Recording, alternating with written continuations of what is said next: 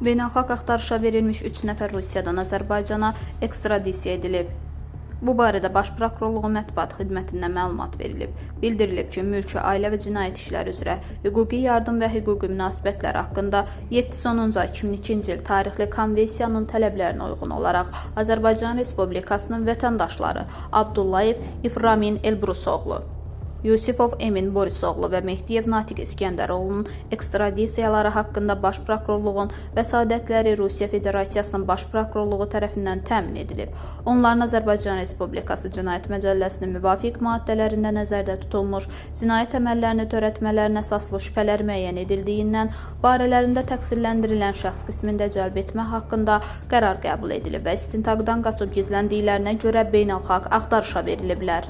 Qeyd olunan şəxslər Rusiya Federasiyasının ərazisində saxlanılaraq Ədliyyə Nazirliyi Penitensiar Xidmətinin xüsusi konvoyunun müşayiəti ilə Azərbaycana gətiriliblər.